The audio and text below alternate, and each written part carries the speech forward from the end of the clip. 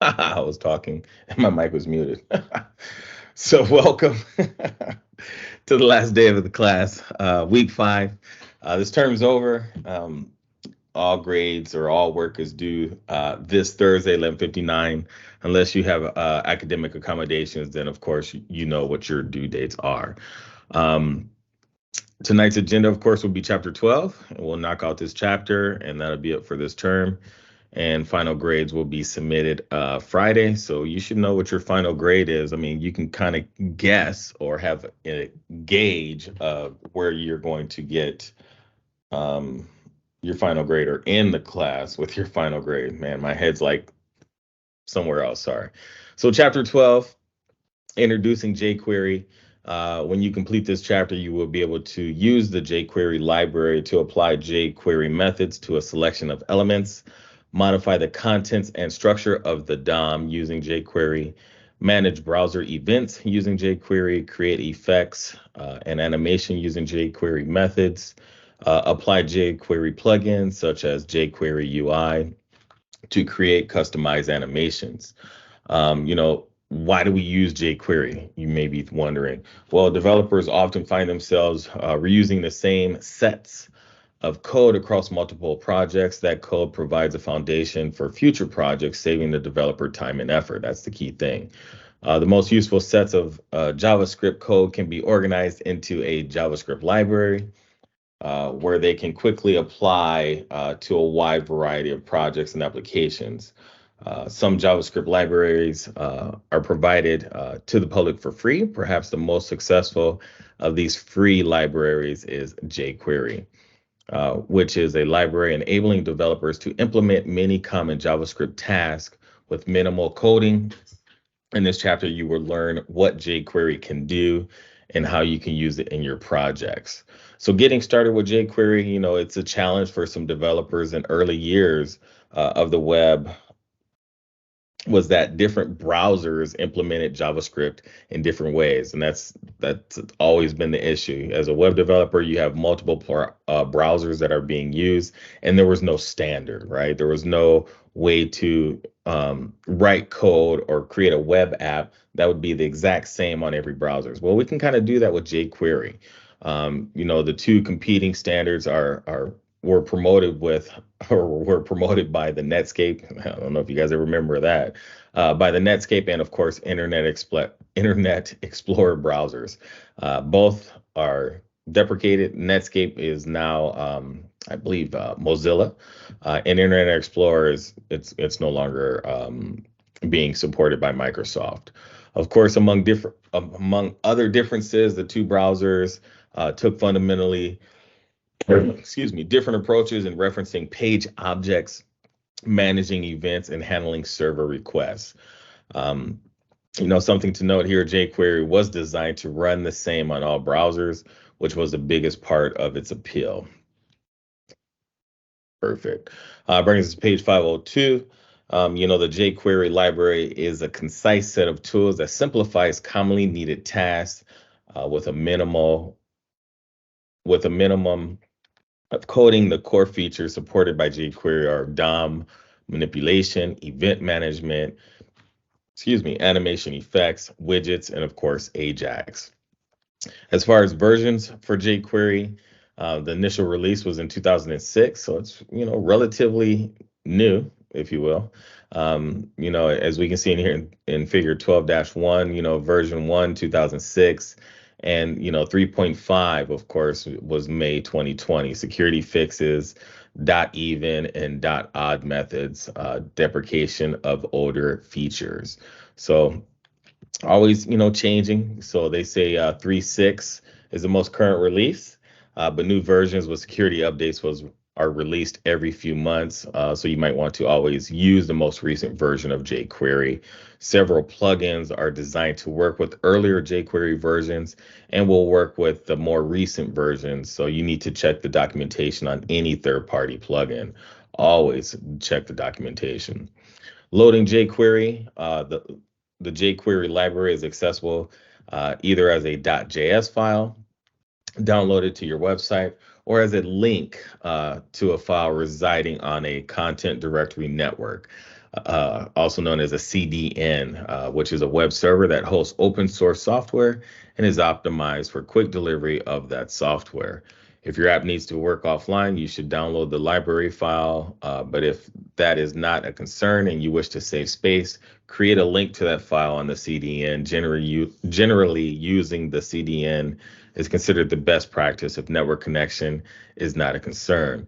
jQuery recommends that links to the CDN include sub-resource integrity checking, that's the SRI, to ensure that the resource on the CDN have not been tampered with, right? You don't want to use any tampered jQueries. The normal jQuery build includes the full features of the jQuery library. The slim jQuery build removes features such as Ajax and some animation tools, which have been supplanted by fetch and CSS, just like we saw yesterday. We were able to go out and fetch some GIFs depending on what sport we searched for. So that's kind of neat. You know, as the name implies, the slim build is smaller and thus would execute faster than the normal build. One thing to note, use the slim build if you do not need the full jQuery library. If you are not sure which build you need, it is just safest to load the slightly larger full build. So, you know, if you're going to test things out, it wouldn't hurt to take the larger build if space is not an issue. Is jQuery still relevant? Well, yes. You know, it's like with other programming languages, jQuery is still relevant. It's still being used. You know, it's not going anywhere. You know, it's all about that cross-browser compatibility, and that's the key thing when you're doing web development. As we can see here in figure 12-2 shows a preview of the page in operation. We can see the page here that we're going to be working with in this chapter, where it has, you know, some bonsai expressions. Who doesn't love a bonsai tree, right?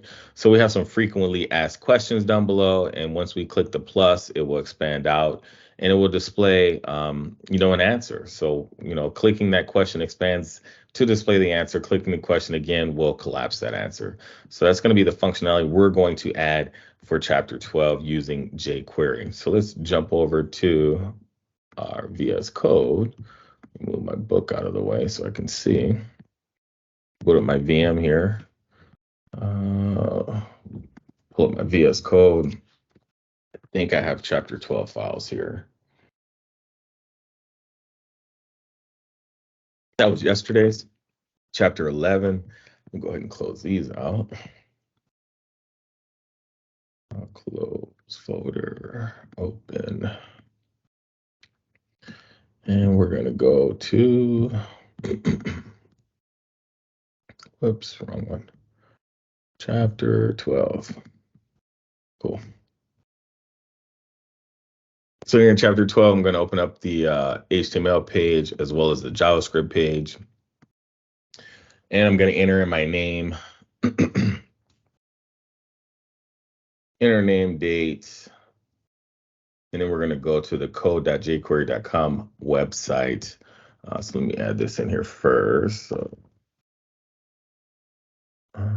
today is the 31st. Save as js12.js. Go to my HTML page, do the same thing.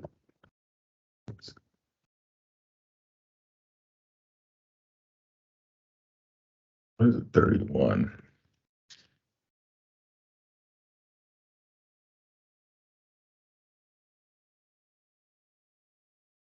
Perfect. We can see here our page is not, we don't have it linked to our JavaScript page just yet.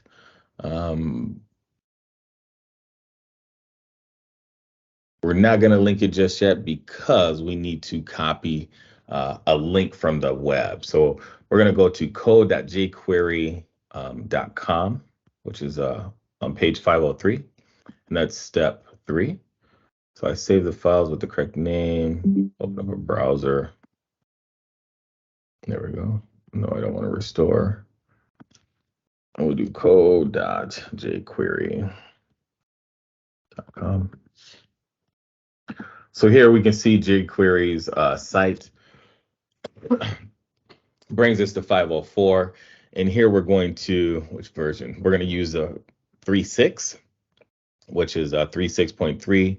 And we're going to use the minified, right? The little small one here. So once we click this, what we're going to copy is this script element that's already built for us, so we don't have to worry about it. So the integrity and cross origin attributes are used for the SRI checking. This also allows browsers to ensure that resources hosted on third-party servers have not been tampered with. So we're just going to copy this to our clipboard, copy, and then we're going to go back to our HTML page. In our HTML page, we're going to paste this in the head section, directly above the closing.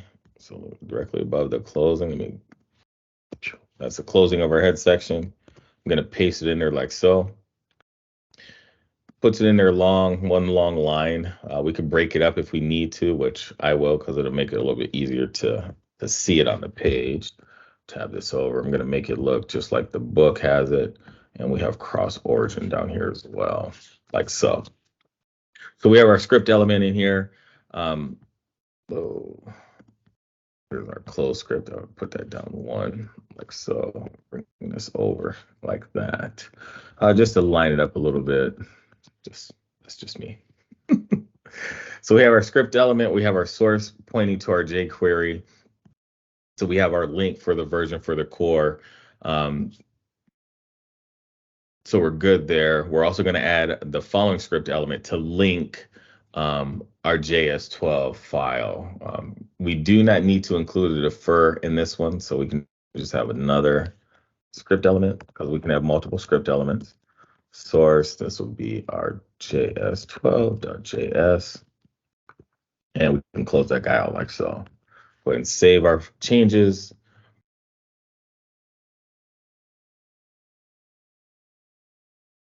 Although it says always place any scripts for the web app after the script element that loads or links jQuery, thus ensuring that the browser has loaded the jQuery library before attempting to use its commands, just like we did here. So anytime we're going to use jQuery, that's going to be the first script element we add, and then any additional script elements will follow after that. So let's go ahead and look at the code on this page. See that some images on there. Of course, that's our bonsai expressions. We have some IDs, FAQ. There's a class, hidden answer. So we have a table, or excuse me, not a table, but we have other classes. There's no table in there. Perfect. Pretty straightforward. Nothing fancy going on with this page. If we were to view this page, we'll see something, but there's going to be no functionality, right? So this is our page. It's already pre-built for us. We're going to add that functionality. Like I said, when we click the plus, it's going to expand down and provide the answer, right? So what is the meaning of bonsai? I have no idea. Do you know? You will after this class. After we finish this chapter, you'll be able to answer all those. How old do bonsais get? I think they get very old, right? I don't have a bonsai tree, so I don't know. I've seen them at the swap meet, but I don't have one. So here brings us back to page 505. Because jQuery is used throughout the web, many users will have the linked jQuery file already saved in their browser cache, speeding up the time it takes to load and execute the library. So working with jQuery selectors, all jQuery commands begin with the $ symbol, right? So a $ symbol indicating any code following should be interpreted as part of the jQuery library. jQuery commands follow the general syntax, our $ symbol, our selector dot, the action followed by the parameters, where selector references a selection of elements from the web page document. Action is an action performed on that object, and parameters are parameter values associated with that action. Parameters can be values, but they can also reference callback functions that are run in response to the action. So for example, the following statement applies the ready action to the web document, telling the browser to wait until the web document is completely loaded. And once it is loaded and read, the anonymous callback function will be run in response. So here we can see document.ready, our function, and then followed by our jQuery statements. The expression $open close paren is a concise alias for jQuery function. If you are using another JavaScript library that employs the symbol, use jQuery methods to avoid naming conflicts. So we're going to go back into we're going to use the $function syntax to create a function that will not be loaded until the document is ready. So we're going to run some jQuery commands only after the page is loaded and read. So let me move this out of the way so we can get back to our VS Code. So we're going to go to our JavaScript file.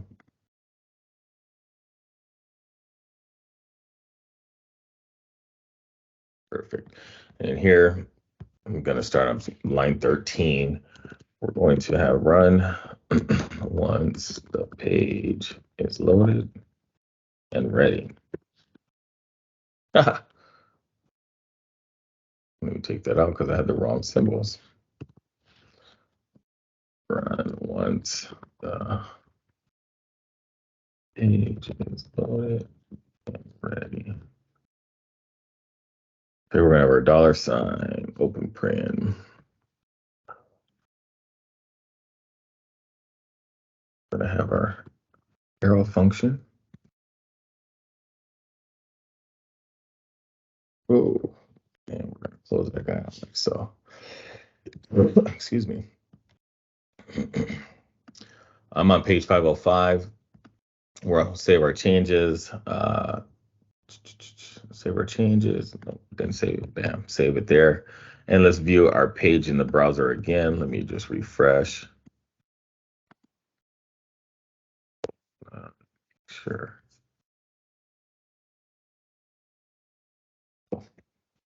Oh, that pull it up much faster, much quicker, much quicker. All right, save our changes, and we open in our browser. Check the browser. Oh, that's what we wanted to check for. We're going to check our browser developer tools to verify that there's no mistakes have been introduced in writing the initial code or in linking to jQuery. So to do so, we already brings us to page 506. The $symbol, again, like we have here, indicates that what follows should be interpreted as a jQuery command. So we're going to come back and add some statements in here. We do have an anonymous function here that is run when the page is ready. So let's go ahead and load that page again. Refresh. F12. Let me set the root real fast. Go back here. This was 12. Let's allow. So there's no errors, no issues, no warnings. So we're good. We're definitely good. That's how I like it. Everything loaded fine, so we're good to go. There's nothing that's popping up. So no issues were found, which is perfect, right? That's what we want.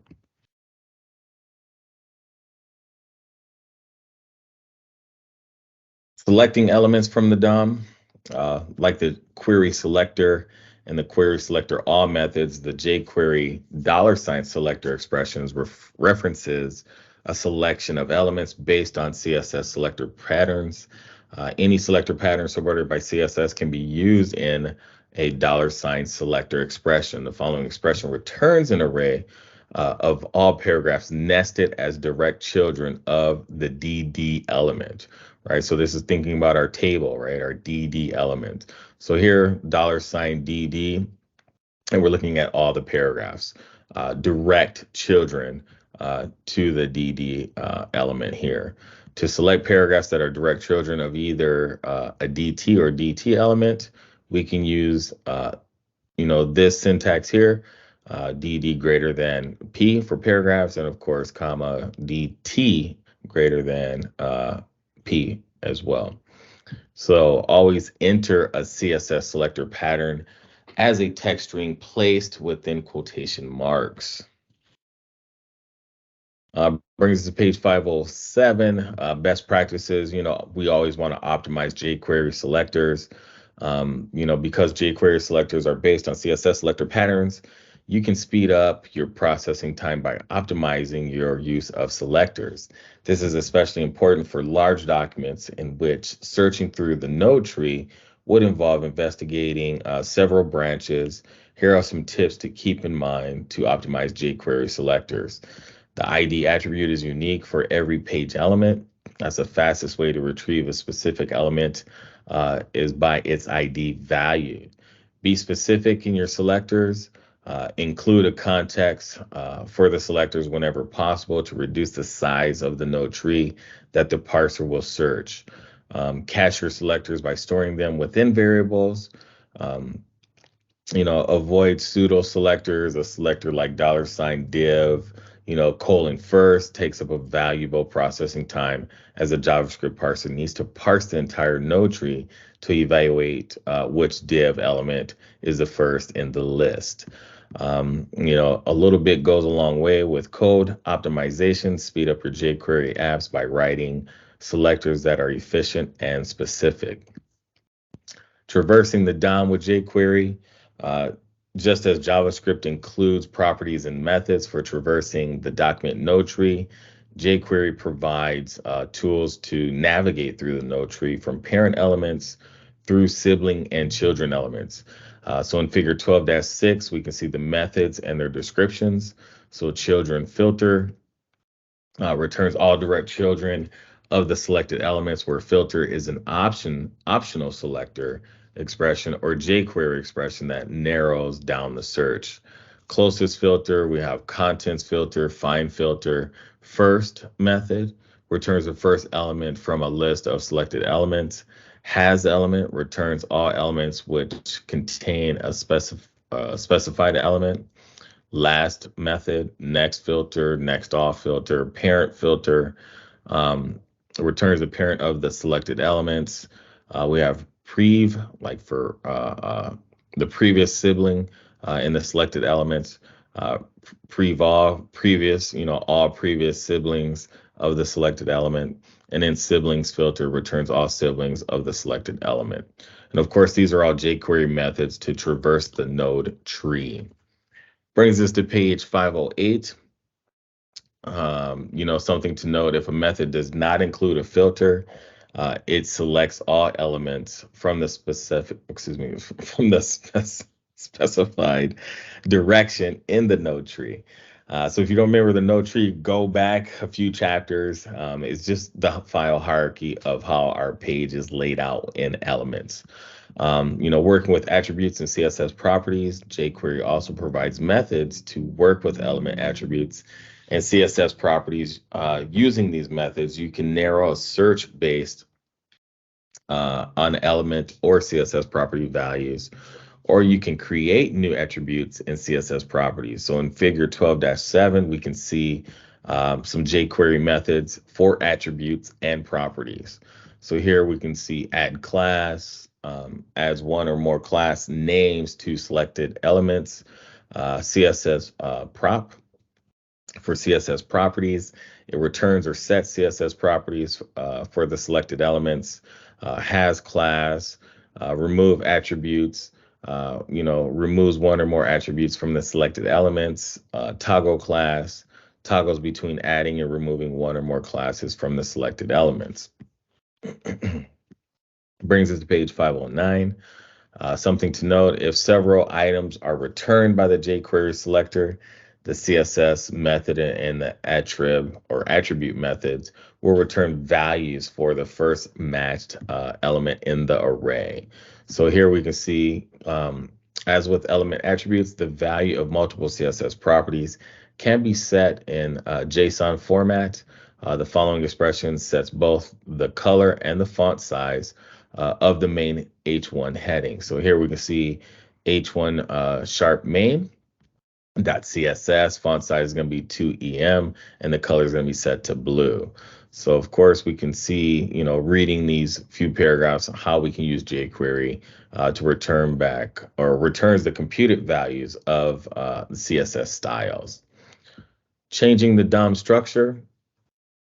jQuery contains a large library of methods to edit and replace elements existing in the DOM or to create and add new elements. So in figure 12-8, we can see jQuery methods for manipulating the DOM structure. We can add content. We can, specify after content inserts new content before the selected elements. We can append it.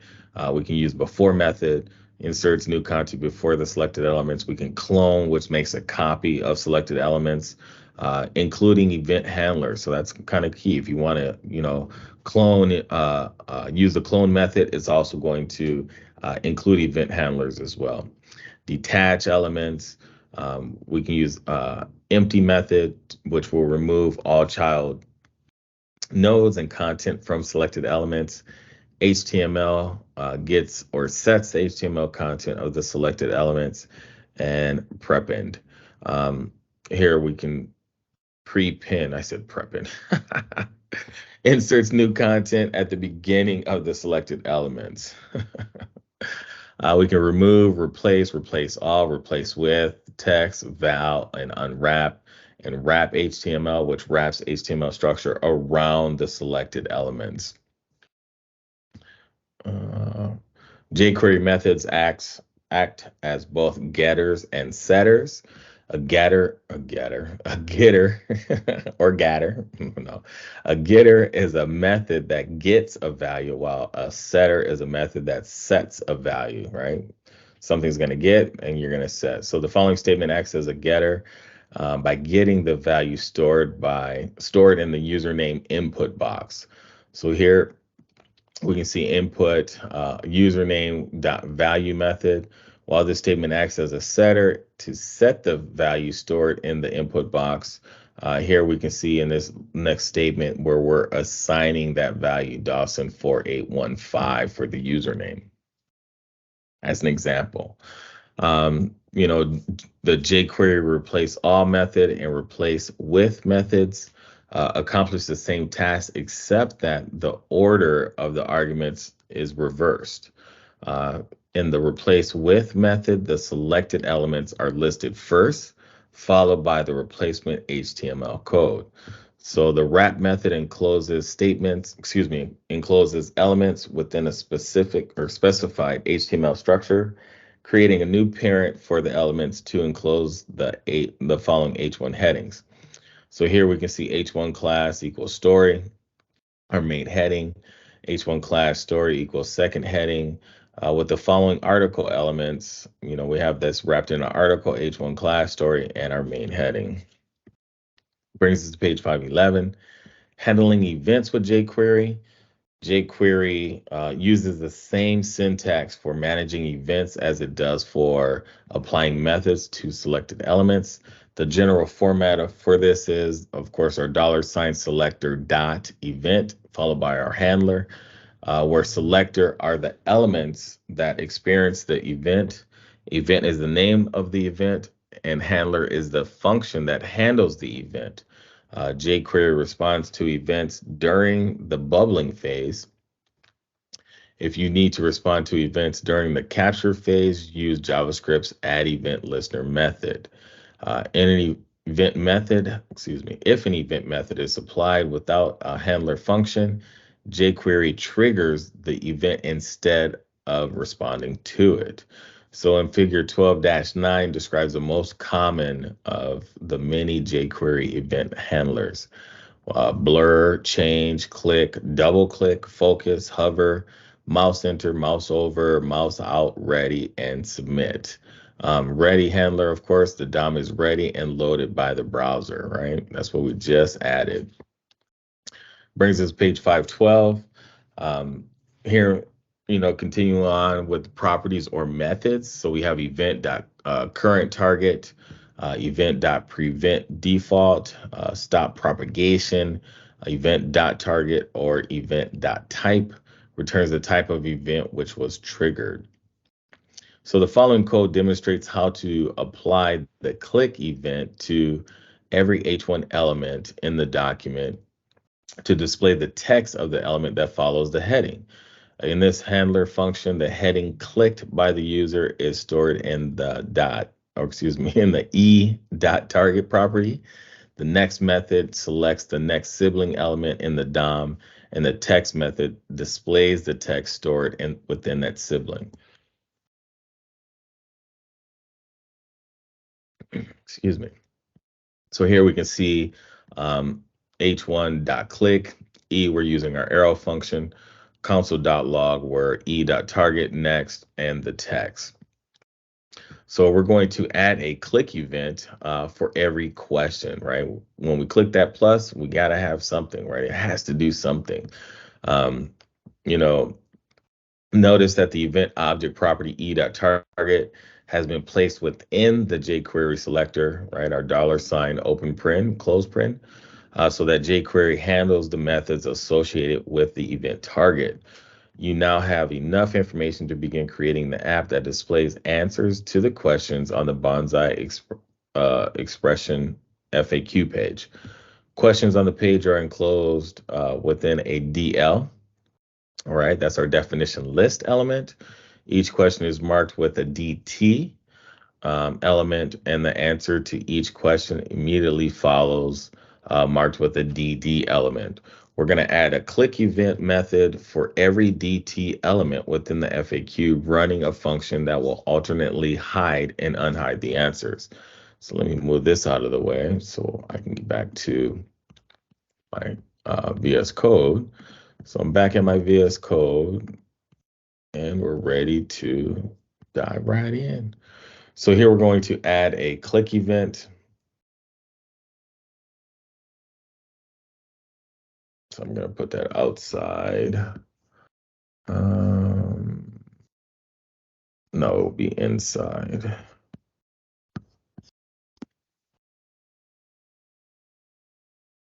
Yeah, run once, page. Oh, we are right there. Sorry. I'm on page 512. Within the function that runs when the page is loaded and ready, we're going to add the following code that runs an anonymous function each time a DT element is clicked. So right inside here, I'll put some space. So we're going to add click events to each question in the FAQ. So here we go with our $. And that's going to be our DL FAQ and our BT dot click.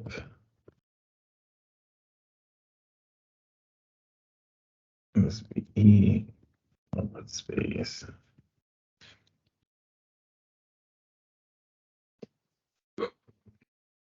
Close that guy off.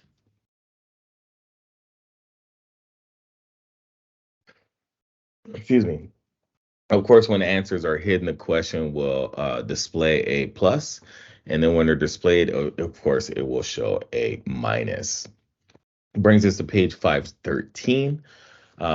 Like I saw, or like I pointed out in our HTML file, we do have a class attribute value named hidden answer, meaning when the plus, then the plus image is displayed. If there is no class attribute, then of course the minus image is going to be displayed in the background. So to switch between those two symbols, we need to use the toggle class to do that. So we're going to add, we're going to apply the toggle class method right now. Toggle class method. So let's add that toggle class. Cool. So we're still in this guy, and we're going to alternate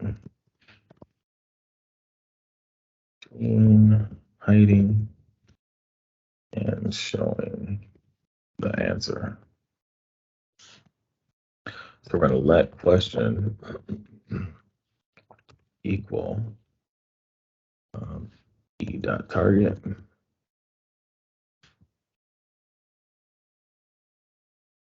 Then we're going to let answer equal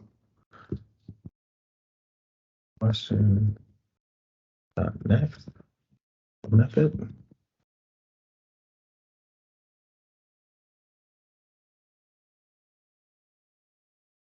And then we're gonna have a question.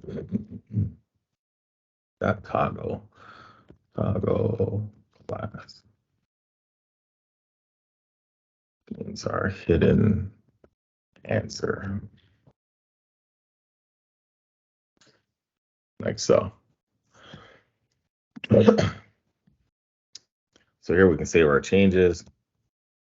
Go back to our page. Let's refresh, and we should be able to toggle. Right, it'll toggle from my plus to minus, right? Plus to minus. So we're able to toggle the symbol on all of them, right? So that functionality has been added and it works. Next, we will alternately show and hide the answer to the click question. Elements can be shown and hidden using the following jQuery methods, where we're going to have our $selector.show method and our hide method. This is still on page 513.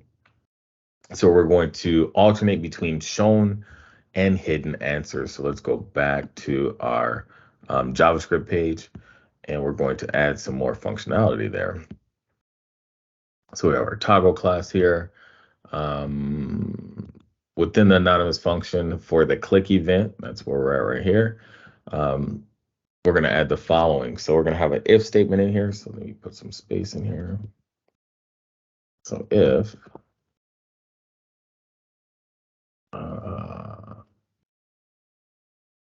we got too many. There we go. That's what I want. Question dot has class.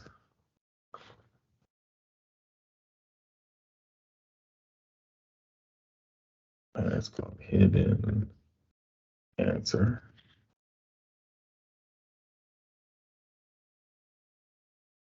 Open, close. I feel like I got one too many. A class. No, like me, that's right. Yeah, I'm just blind. We're gonna have $answer dot our hide method.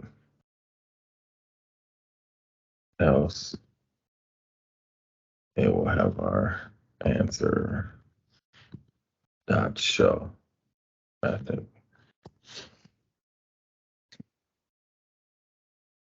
If question dot has class hidden answer close. Cool. All right, so let me save that guy. Go back to our page, refresh. So let's see if it alternates. So if I click this eye, there's our answer, right? What is the meaning of a bonsai? The word bonsai is a Japanese term which literally translates to planted in a container. I never knew that. So of course we can see where it's toggling each one and showing us the answer. How old do they get? 800 years, good Lord. Some mountain-born bonsai live to over 800 years old. That's nice, nice. It's a long, long life, long life. So that works for us. We're able to click on those questions, and it's displaying the answer and hiding them when we double click it. So it's working as we expected. Some common mistakes to consider. Managing jQuery efficiency. jQuery is a great supplement to standard JavaScript. However, like all JavaScript libraries, it can be used well or poorly. Here are some common mistakes to avoid when using jQuery with your projects. Not using a minified version of jQuery. That's when we went to jQuery's website and we copied that script element from their website. We copied the minified jQuery or the minified version of that. Unless you have a real need to view the underlying jQuery code, there's no reason to not use the compressed version. You will save bandwidth and increase the speed and responsiveness of your apps.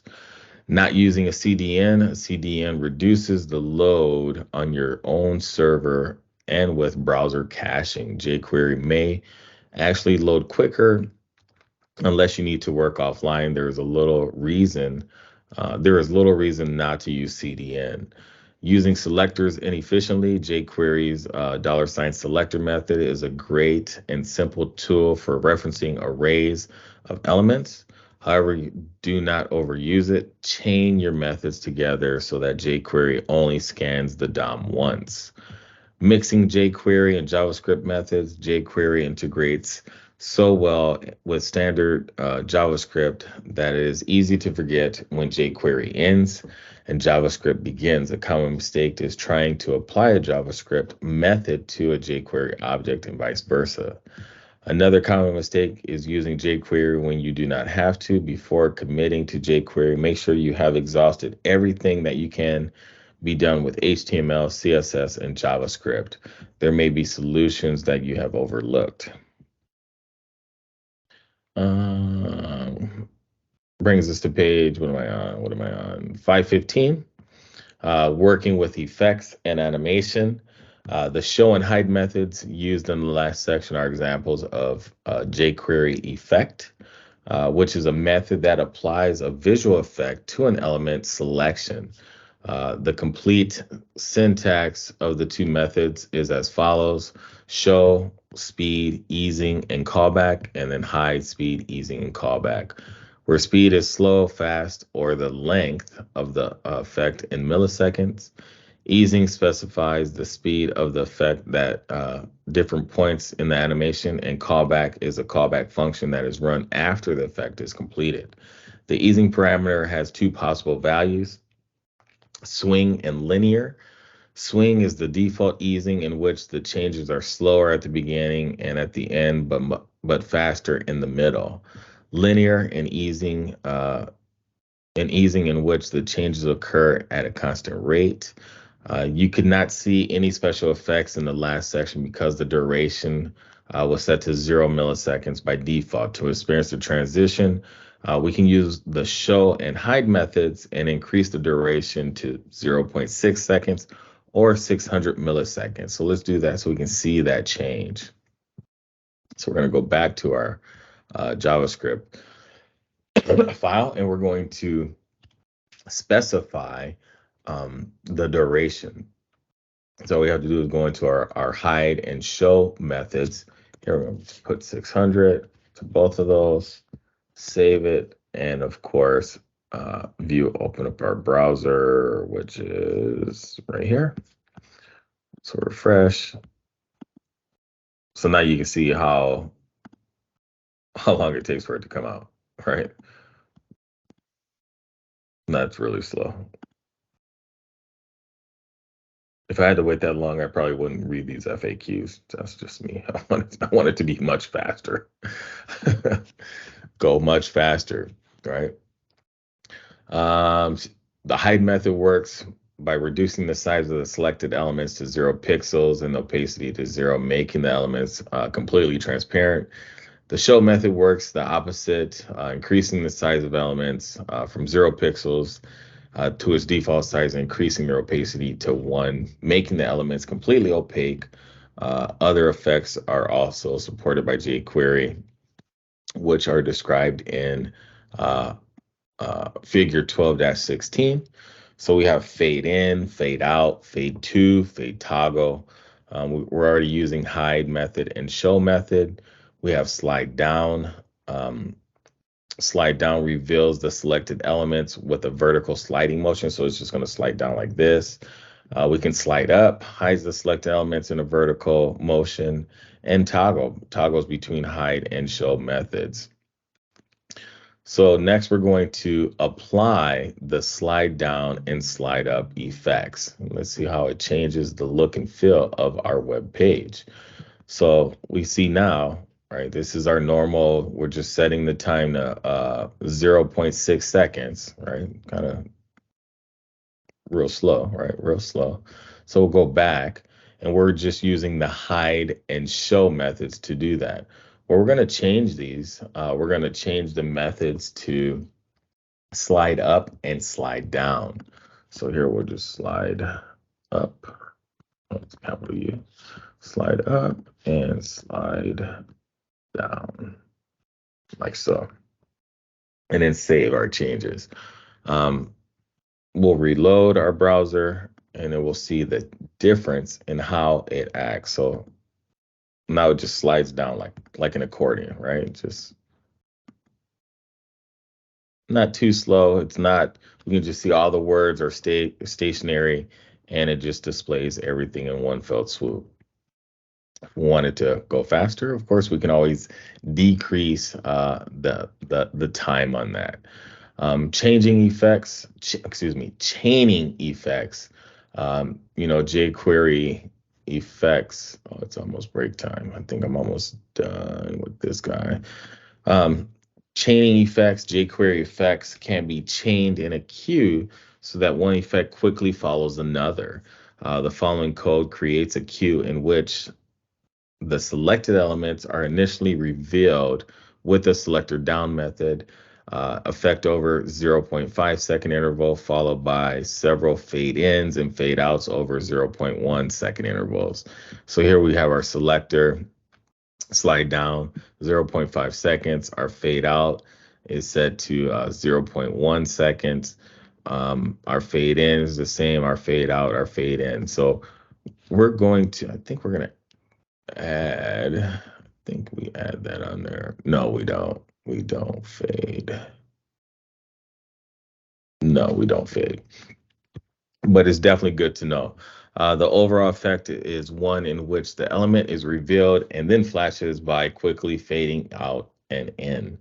We have our callback functions can be um, within a chain of effects so that the function is run as soon as one effect in the chain concludes, but before the next effect begins.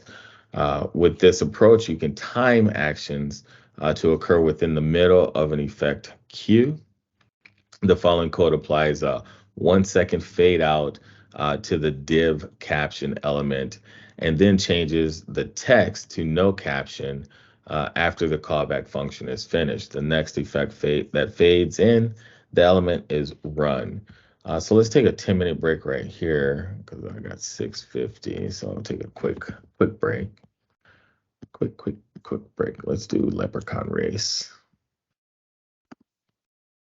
Uh, Sure, I'll race with these individuals. I don't know who they are. So we'll take a quick 10.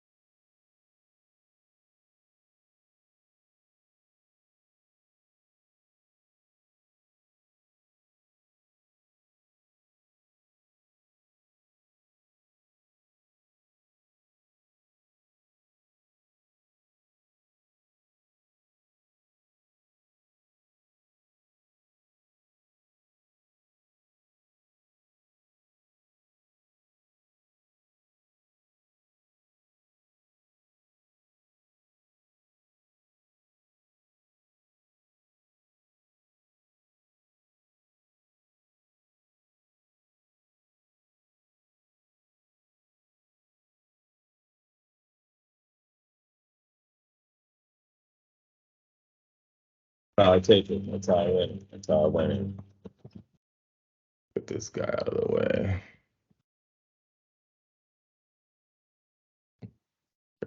Switch back. Boom, boom, boom, boom, boom, boom.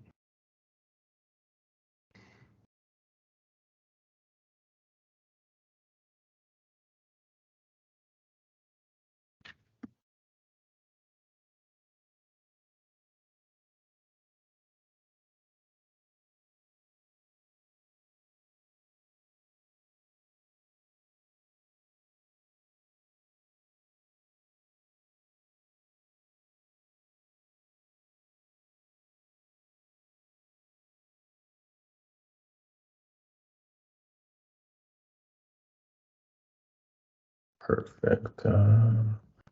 Yeah, I know you guys are getting bombarded with emails. My apologies.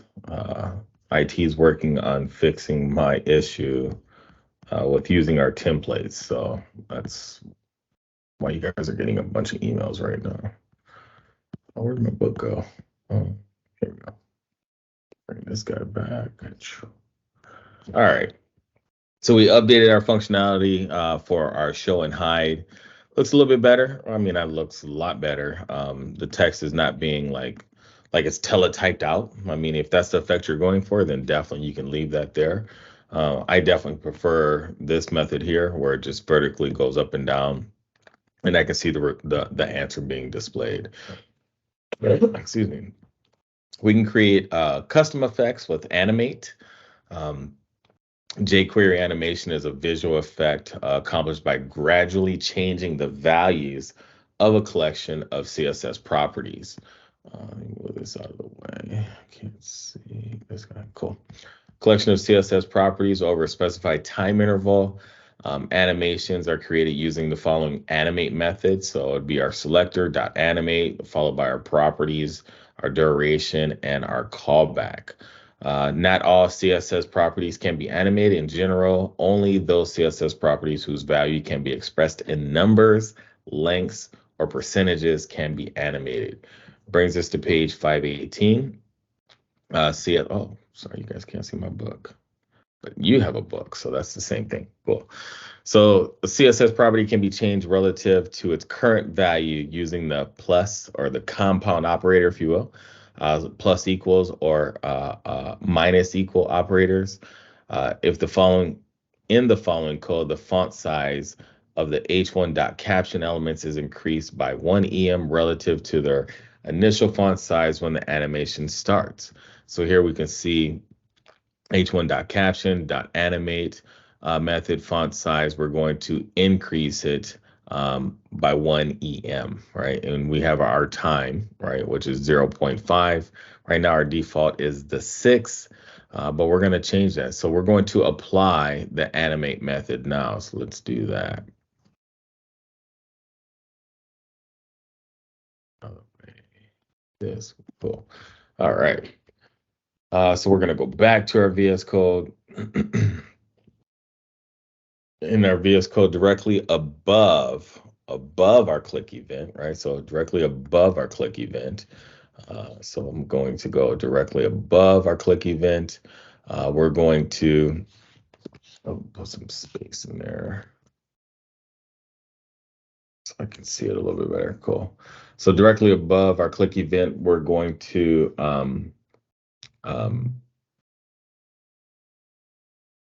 directly above. Yeah, this is where our click event is at. So directly above here. We're going to add the animate. So let's do that. So here we're going to animate the H1 heading. So this will be our selector. We're gonna have our section. Take all the H1 .css. Our font size. Our font size is going to be set to 0. And our opacity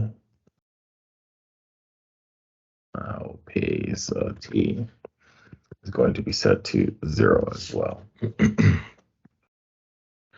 3, we're going to add the following animate method to increase the font size and the opacity of the H1 heading over a 0.6 second interval. So let's get out of that guy and add a new one. So this is going to be dot animate.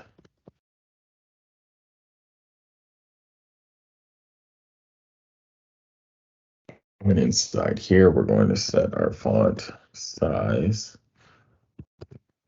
2.3 EM, I believe. Yeah. And our opacity, there it is. Whoa, come on, get out of the way. Opacity is going to be set to 1.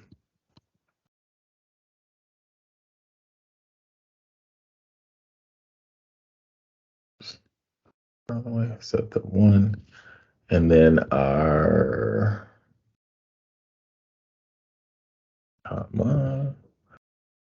600 will be the speed, or the time, I should say. Now let's save our changes, refresh our page. And so as soon as we refresh, this is the H1 heading, right? You guys saw that? Whoa, it loaded in there like that, animated it, right? So it did animate it. So we were able to see the revealing of the H1, how it loaded on the page.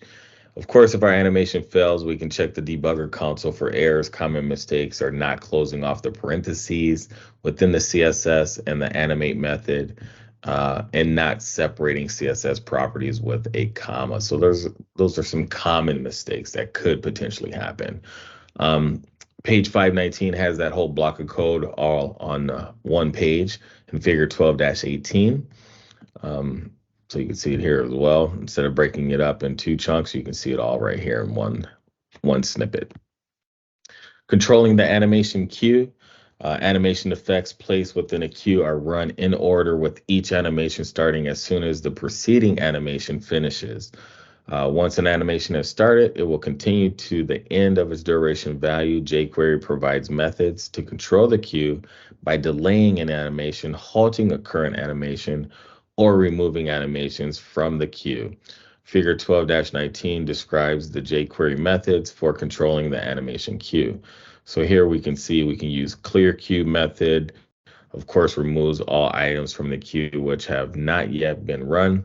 Where queue is an optional parameter that references the name of the animation queue. The default queue name is FX. Delay, we can specify the duration in the queue. DQ queue, finish queue. Queue returns information about the name queue associated with the selected elements. And then we can also stop, clear queue or jump to end.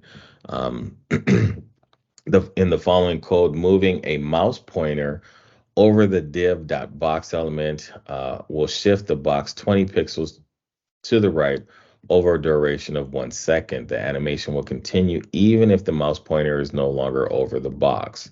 So that's what's happening in this little chunk or this snippet. To stop the animation when the pointer leaves the box, we can add the following stop method, which leaves the box in its current position in the animation. Programming concepts, libraries versus frameworks. Get this out of the way.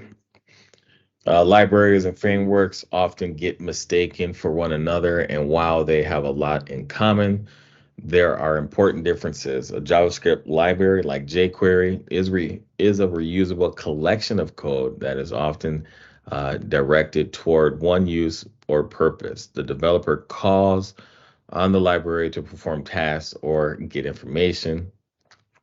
When you use jQuery, you are calling on the jQuery library to do those tasks that you could have done in JavaScript, but they are done much easier using the tools jQuery provides. On the other hand, a framework like React.js or Vue.js or Angular.js encompasses all of the tools you need in application development. A framework might contain a collection of several libraries and scripts and whatever other tools are necessary to deliver a final project. The framework organizes those tools for the developer, and the developer provides the code. Unlike libraries, frameworks call on your code to complete a task. Your code does not call on the framework. It is part of the framework. Exploring jQuery plugins. You can create interesting visual effects with the jQuery effects and animation methods. For more advanced effects and other tasks, you can download one of the many jQuery plugins available on the web. There are hundreds of plugins for creating web page objects. Of course, for like photo slideshows, calendars, or form widgets. You can search the list by going to plugins.jquery.com, read the documentation on the plugin, view the demos to understand how to use that plugin. And of course, you're going to download that plugin files or create a link to a CDN hosting that plugin, which is usually the best bet. Edit HTML and CSS code for your website to load the required files for the plugin. The script element for plugins must always be placed after the script element for the jQuery library. And then, of course, we're going to edit the JavaScript code to take full advantage of the plugin's capabilities. Something to note, with some plugins, you might need an older version of jQuery because more recent jQuery releases might have removed some features required by an older plugin. So the most popular jQuery plugin, of course, is a jQuery UI, which expands the functionality of the jQuery with a large collection of functions and methods for creating specialized user interfaces. Brings us to page 521. We're going to access the jQuery UI. So we're going to go back to code. Well, actually not back to, but we're going to go to. साहब ये क्या कर रहे हो tissue का? क्या सत्यानाश करते रहते हो यहाँ पे? Muted, but I'm going to mute you right now. Perfect. So here on page 521, we're going to access the jQuery UI library from a CDN. So let me move this out of the way. Bring that page up. What is that? code.jquery.com/UI. Last time we just went straight to jquery.com, but here we're going to go to the UI. Excuse me. UI version. Here, of course, we're going to select. In the book, they specify 12, but let's see if we can just take the latest one. Well, you know what? I'm going to use 12. That way we won't have any problems. So I'm going to take the 12 minified one. Of course, we're going to copy this script element, and we're going to paste this in our HTML page. So that code is copied. Go to our HTML page. Perfect. And we're going to paste this guy right after our previous jQuery. So we can have this guy here, go here, and I'm going to paste it. And I'm going to break it up just like I did the other one. So it's a little bit easier to read.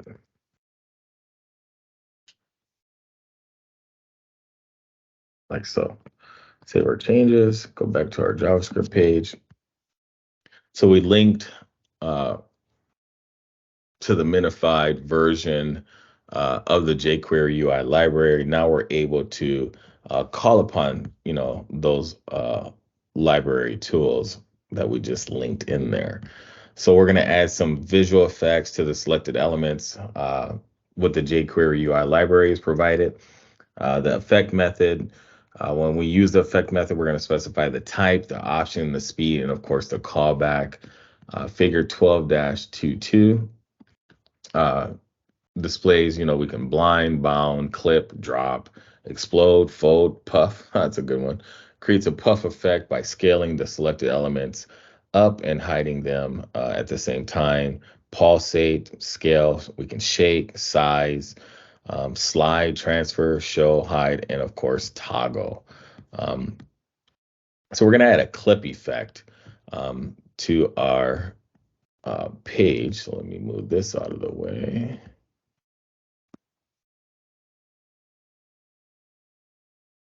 Go back to our JavaScript page.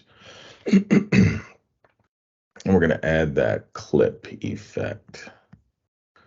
So directly below our animate, which we're right here, this is our animate section here. So directly below, let me get out of here. Put some space. Here we're going to reveal the questions when the page opens. Let's be, we're gonna have our DL, sharp FAQ, dot hide. So we're gonna hide it. And then we're going to add the following effect method to unclip the list of questions horizontally over that 0.6 second time interval. So let me slide this up. So our dot effect will be, we're going to use clip, space clip, there. We're going to clip it, and then our mode will be show. And then our direction will be horizontal. Horizontal. Horizontal, and of course our time will be 600 or 0.6 seconds. And then close that guy off. So let's reload our page. Close that guy out, close that out. I'll refresh. We'll see our, of course, our H1 heading. We already added effect there. So now we have two different effects going on, right? So still loads, still hides. We still have the toggle, but when the page loads, it's kind of like PowerPoint, if you will, right? We have the animation going on with our page. So that's another way to look at that. So of course, we reloaded the page. We're verified that when the FAQ page loads, the list of questions are revealed, unclipping in the horizontal direction. So we've concluded our work with our bonsai expression FAQ page. Of course, always continue to work in exploring jQuery, JavaScript, just programming in general, right? You should do a little bit each day. So let's look at what we got for Canvas. Where we at? Learn.edu.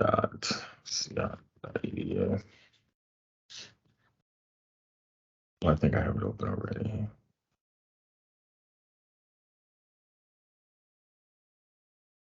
Yes, I do. Get that out of the way.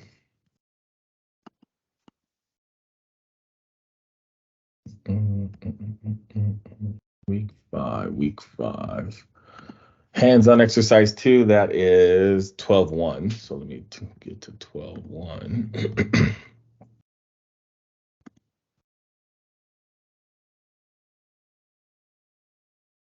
Oh, this is a fun one. They're all fun.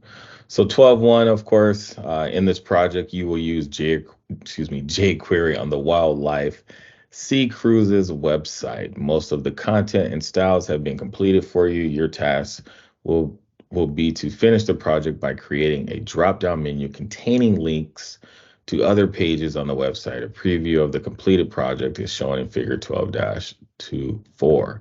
So when we come up here to our menu, we'll have our sub menu be displayed, and we'll be able to click on them. So let me move this out of the way. Brings us to page 527.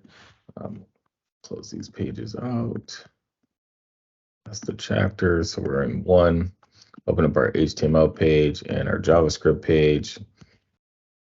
And of course, name and date.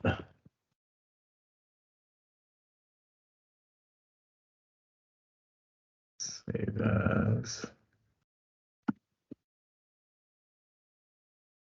And our HTML page. And then I'll link that page as well.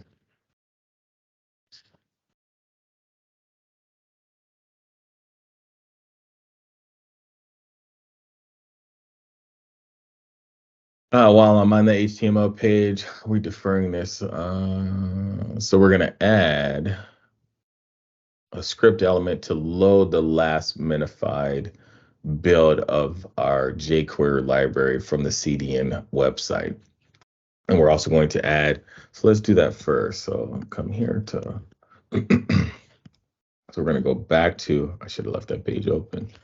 What was that site? Code, there we go, jQuery. So which one are we using? Hold on. We're going to use the CDN one. Cool. So we can use our minified one. We'll use version 3. And we'll copy. And we're going to paste that into our page. And I'm going to straighten this up so it looks a little bit better to read. Close that guy out. And then I'm going to add another script element to link our JavaScript page, which is project 12.01.js. And we do not need to defer that, guys, so we're good there.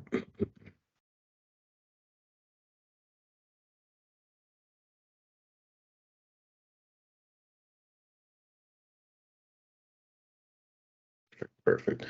So we have our CDN linked on our page. We added our script element, linking it to our project 12.01 file. We're going to take a little bit of time just to scan this HTML page, looking at the elements that are on this page, any IDs like main menu. We have a class named submenu, a couple of classes on there. We have a calendar class as well, testimonials, and that's it. Step 3 says, below the comment, insert the jQuery code that runs an anonymous function when the page is loaded and ready. Within the anonymous function, do the task described in steps 4 through 5. So let me get back out of here.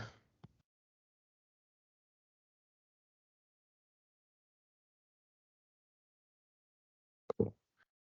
So step 1, step 2 is done. Step 3, below the comment section, let me get out of here. Of course, below our comment section, this is where we're going to build our jQuery code that runs an anonymous function when the page is loaded and ready. So $print. So, and then our arrow function. And we're ready to go, right? So that's our anonymous functions already set up. It's ready to load when it's ready. So nothing to do there. So now we're going on steps 4. We're going to create a jQuery selector for the li.submenu element. We're going to attach the mouse over method to the selector that runs an anonymous function. Within the anonymous function, we're going to apply the show method to the current target.children, the UL selector to show the contents of the drop-down menu during the mouse over event. So we're going to write some code right now, right? So here, I'll put some space in here so it's a little bit easier to see. Let's be our $sign. It's going to be our li.submenu. That was the name of the class. And here we're going to have our mouse over E. We're going to use our arrow function for this guy. And then also we're going to have our E dot, what was it called? Current target. Target dot children. That's going to be on all our ULs dot show method.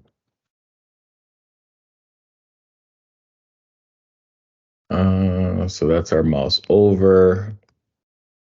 And then 5, the chain the mouse out method to the li.submenu selector within the anonymous function. Apply the hide method, of course, to our e.target.children.ul selector to hide the contents of the drop-down menu during the mouse out event.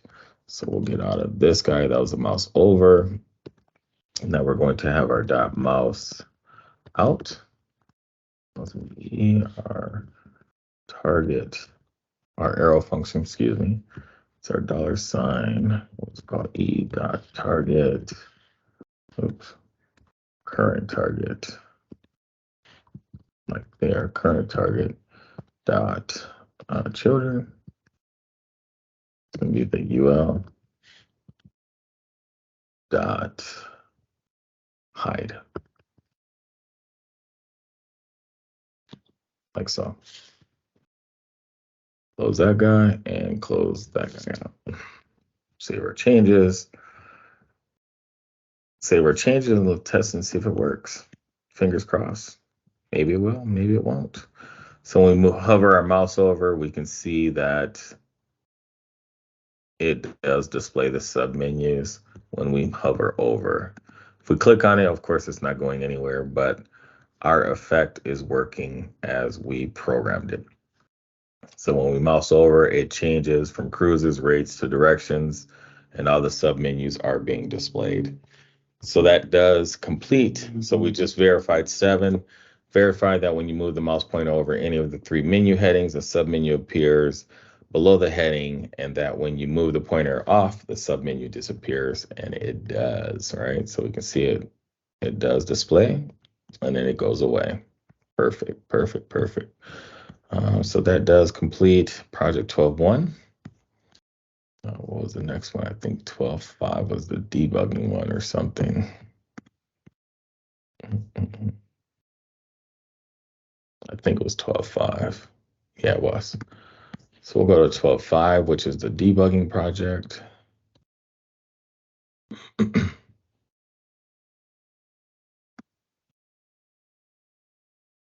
Here in our debugging challenge, you have been given a web form in which users supply their username, email address, and password.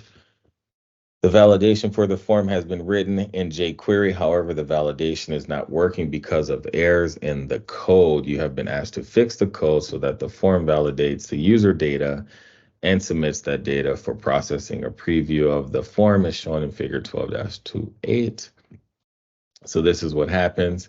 We type in a name, email address. Here, of course, the passwords do not match. That's our validation working.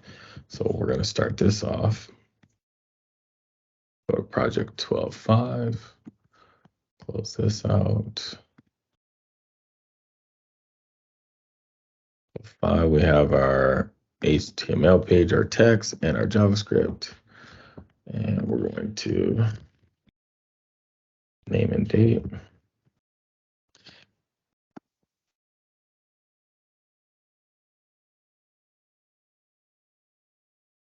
And paste JavaScript and our HTML page.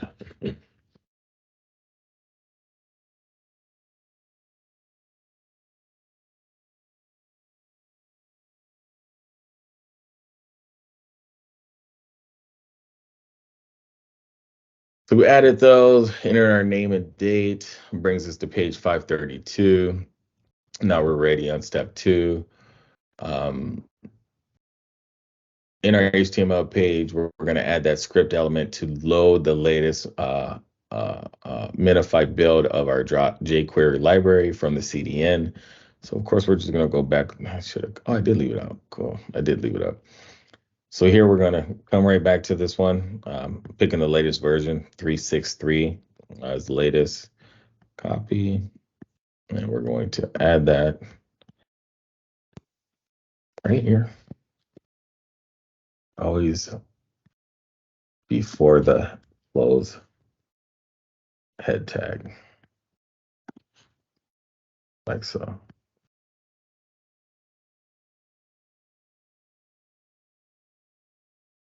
Have that guy done. On this page.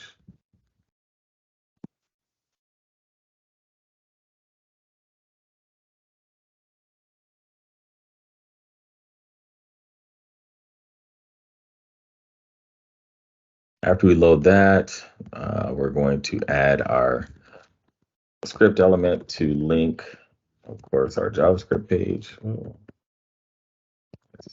So Oh, I misspelled script. I was like, what's wrong with that thing? Script, SRC. It's called Project 12, Tackle 5.js. No need to defer and save. So our HTML page is good to go. Oh, we are deferring it. So I stand corrected. Defer. Bam. That's in step 2. Deferring it until the page loads takes some time to study the contents. Once again, I'm looking for those IDs. There's our user form. Oh, we have some methods in there.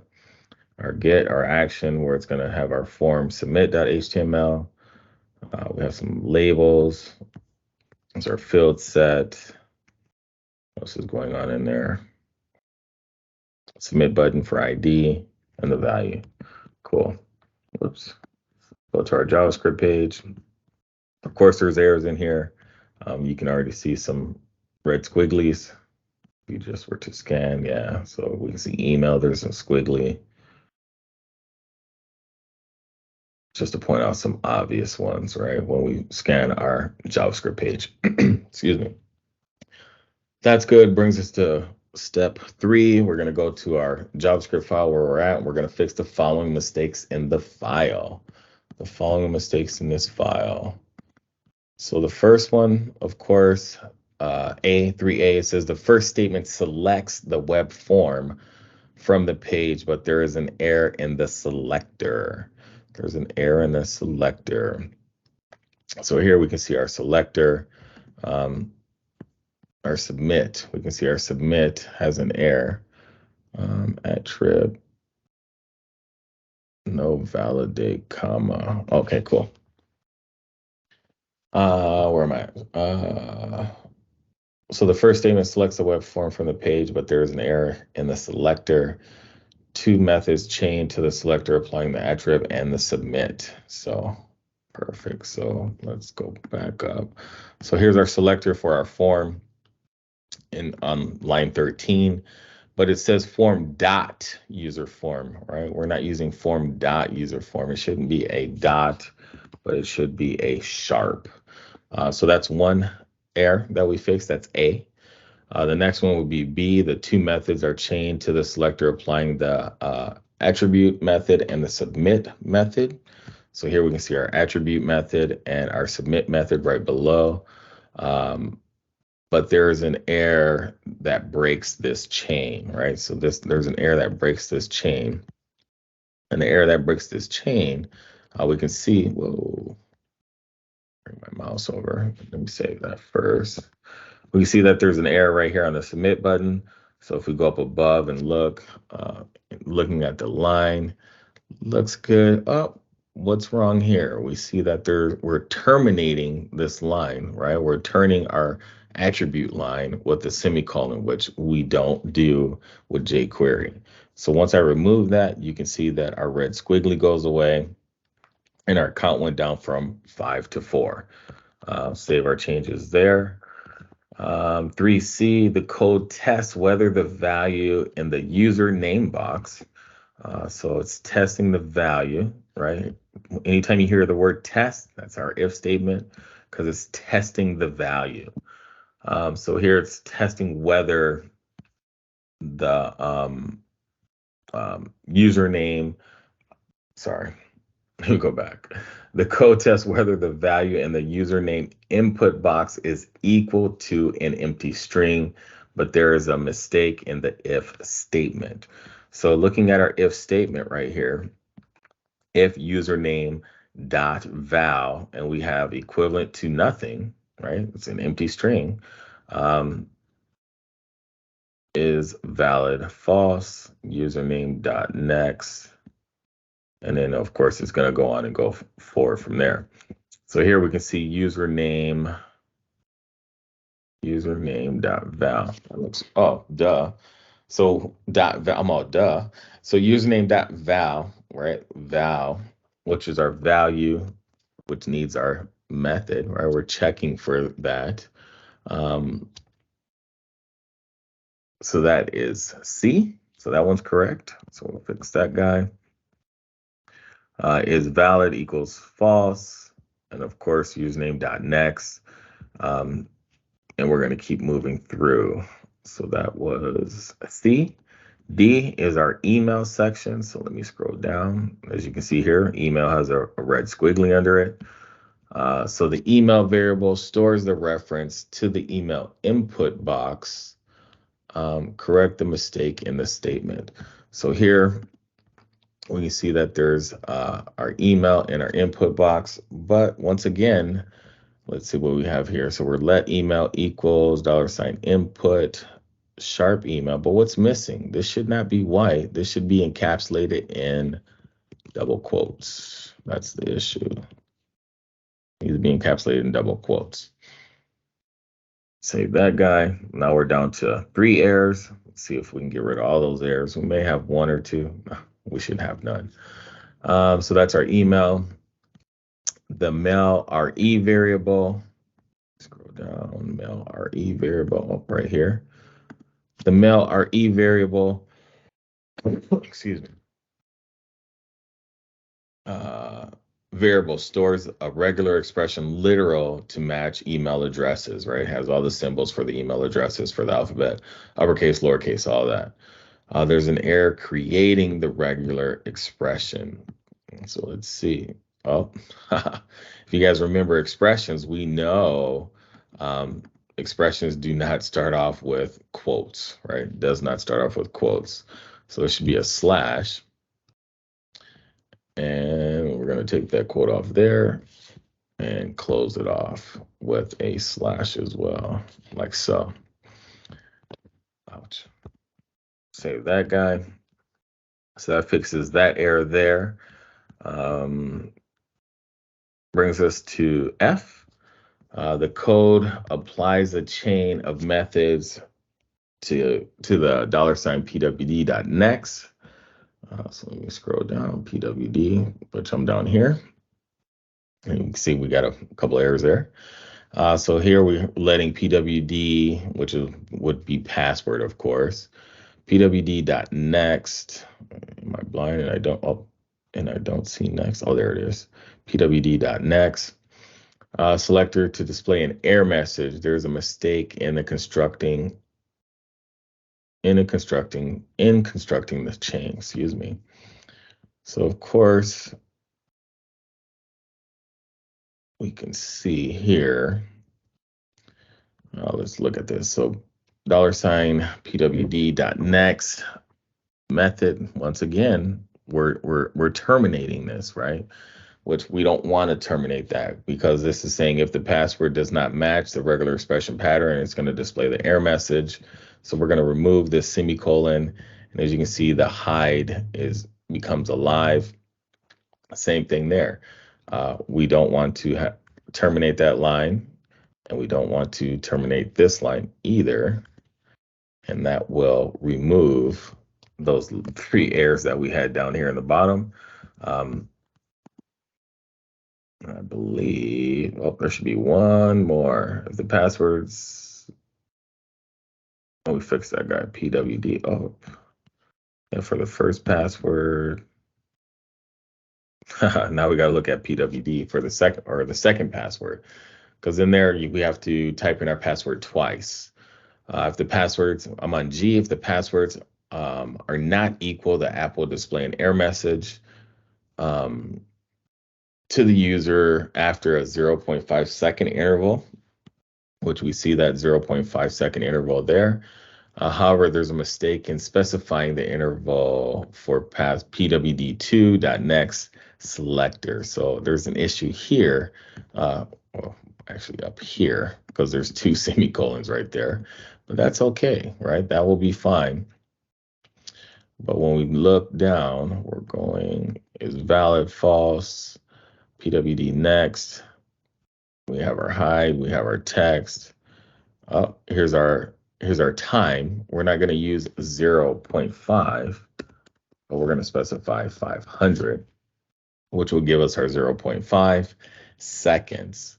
Then we have our next, our text. Save that guy. The last one we're going to look at will be H, which is the very last guy right here. If the is valid variable is equal to false, so as I said equal, right? We're not, when we use just a single equal sign, that means we're going to assign false to is valid, which that's not what we want.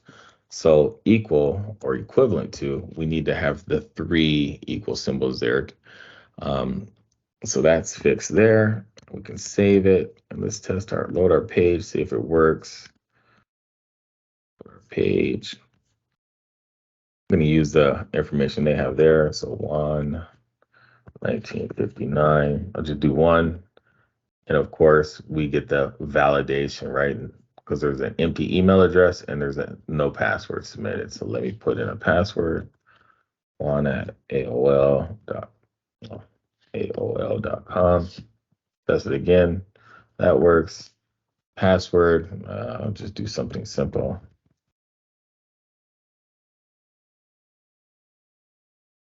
And our validation says invalid password because I have to meet this criteria down below, right?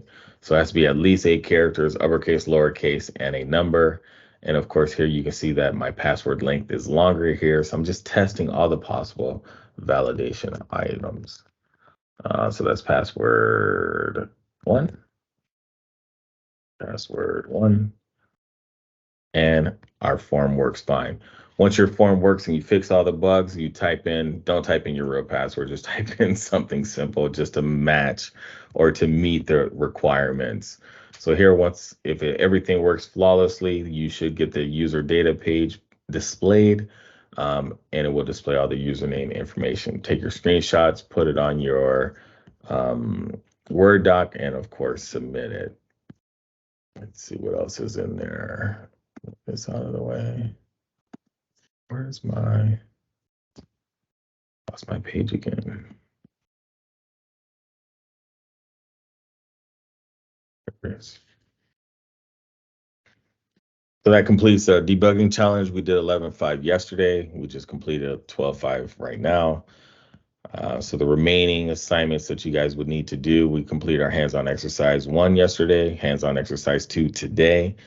Your discussion post should be posted. You should already had or if not, your main post should be due or completed tonight. So your main post is tonight, 1 response by Wednesday, and another response or your second response by Thursday. Discussion topic for this week, of course, research online a list of common JavaScript job interview questions. Select 5 questions that would be both interesting and challenging to answer. Share questions and solutions with us. Additionally, share screenshots of the website you worked on for the individual case project assignment. What else is in there? You have your individual case project where you're going to be providing an API. So you're going to construct a fetch request and to display selected data from the service on your website. Also in your individual website, revise a function to use jQuery selectors and methods. Identify a function that contains at least 3 selectors that you can replace with jQuery selectors and that performs at least 1 DOM traversal or CSS change, right? Whether it's changing the font or the effect of the font, you're animating something, you can use that for this section or for this item here. So that's going to be your individual project. And last but not least, you'll have your quiz that covers chapters 11 and 12 and complete your course evaluation survey if you have not done so. And of course, your final exam, which is due February 2nd. Like I said, grade book was up to date as of last night. You have till this Thursday, 11:59, to submit any week 5 work or all your work for that matter, as grades are due Friday. So you'll know what your final grade is Friday. That's all I got. I got no more. If you have any questions, email me, Teams me. I'm going to start grading what some work you guys have submitted already. So it's less grading for me later. Other than that, see you guys on the flip side. Bye-bye.